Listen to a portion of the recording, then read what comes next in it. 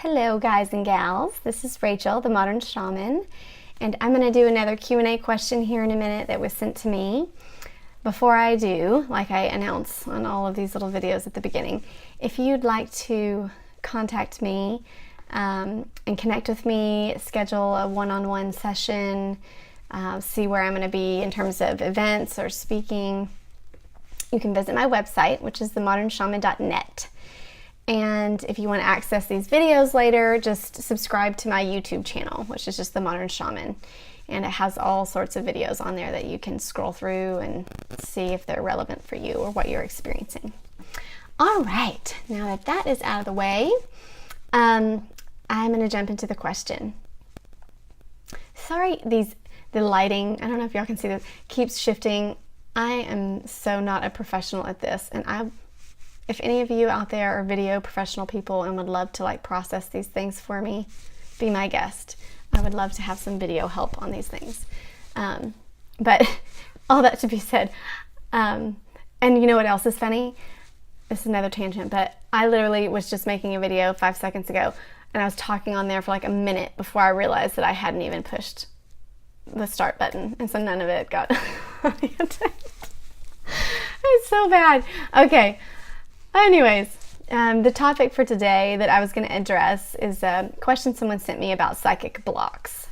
So this comes up with a lot of my clients, especially when I'm doing workshops on developing your psychic senses and helping remember those and reconnect and enhance your connections. And so a lot of times what things come up first is the blockages that we've put in subconsciously, typically. Usually we're not aware of them. Either from past life events and trauma or events in this lifetime that are holding us back from fully connecting in our extrasensory perceptions. So a lot of these blocks are fear-based. And I decided I'm gonna address this question, but I'm gonna do it in a 2-part video. So this video, I'm just gonna talk about the blocks and how to unblock them, some suggestions for that.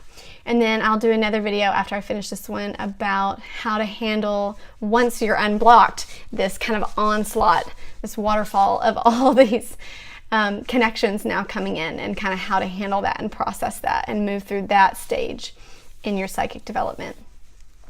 Okay, so if you didn't know this, I say it pretty much all the time, but I know that everyone can do what I'm doing, okay? Everyone has these connections. This is part of our evolution as humans.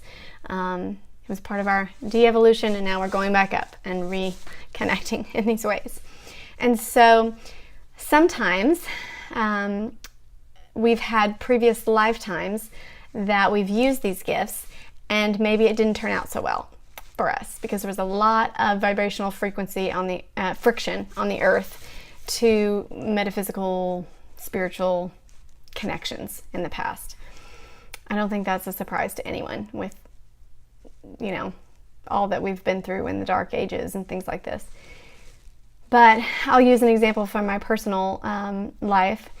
When I was a child, I've said this before, I used to get premonitions. I stopped getting those as a teenager, and in my 20s, I stopped getting those premonitions and didn't know how to get them back. But I knew they existed. I knew at some point I was getting these premonitions every day. So I knew that I could do that, but I just didn't know how to get it back and why they stopped coming. So one way that I sought to get help for this was through hypnotherapy. And for me, hypnosis is super effective. Now, I can do this just through a, YouTube video or, Brian Weiss's like little regression tape or something like that. But for me, it was helpful to have someone guide and direct and know what I was trying to unblock. And so I went to a hypnotherapist. That's one way that you can get these things unblocked if you feel like it's very deep in your subconscious and you're not able to recognize what it is. So when I went there, one of the blocks that I was holding was in my throat chakra energetically. That's where it was stored, not letting me speak my truth, not letting the things that I was seeing and experiencing come out. I had a fear for that. And that was because I had been burned at the stake in a past life for sharing my visions, for speaking what I saw and those things happening. And so, during that time, being viewed as a witch and being viewed as, just in a very negative light, I was killed for that.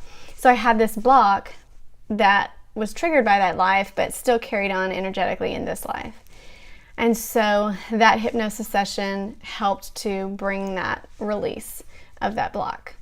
But I also, in this life, had a block, had another block energetically that I was holding in my solar plexus chakra, which has to do with my sense of self, my sense of,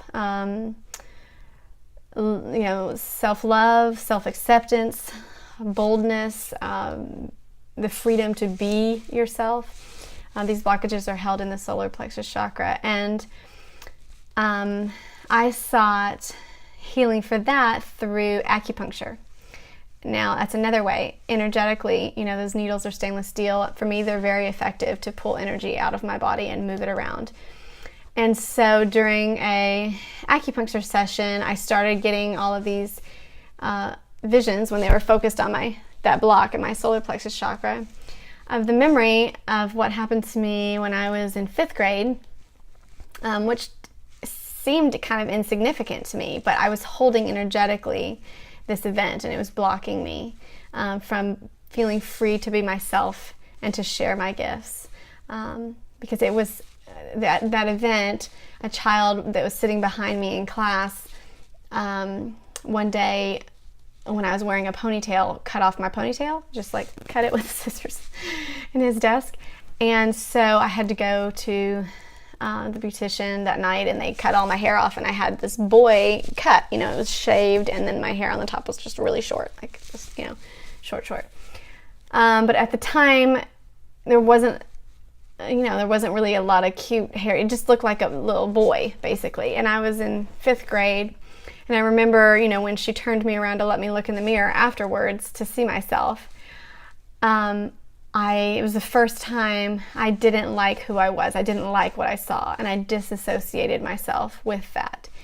And so energetically, I was still holding on to this kind of ball of energy of feeling like who I was on the inside was not expressed on the outside. It was not balanced, and I didn't like what I saw and what I thought was projected to society. So in a way, I didn't realize that that had happened when I was in 5th grade, and that I did that psychologically.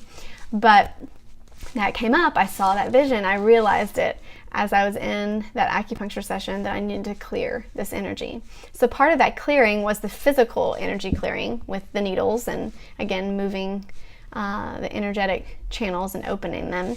And then also processing that event and saying to myself, you are balanced, I do love myself, and all of those kind of psychotherapy type of things to unblock it and to feel comfortable with the fact that what I show is who I am, and feeling connected to that. Authenticity. Now I bring those two up because they're two different types of blockages. Some are very traumatic, and again, my first one was past life, and then the other one seemed kind of insignificant, but was still energetically keeping me from being fluid and being fully myself and connecting to all my extrasensory perceptions and being able to speak those and connect to that freely. So the first thing I want to address with you guys is that these may look very different. They may be a complete surprise to you when you see what you're actually storing and what events triggered that energetic block. Some ways that clients have dealt with this, I have helped them unblock because I can see past lives, and those that can do past life regression, this can be very helpful if you know someone that does this, because they can look at those past lives and see if there's anything that's happened to you that is keeping you from those connections and feeling free to utilize those connections, if there's fear connected to them or whatnot. So that's one way to unblock. Another, again, is physical, with the physical energy, like acupuncture. Yoga works with this, but it's a slower process. Also meditation and focusing, that clearing of the energy, if you know where it is and where you need to clear it. And then also just, having, if you have yourself like an awareness of where you're storing this, or memories that were traumatic to you, to go back and to process those, to either write them out.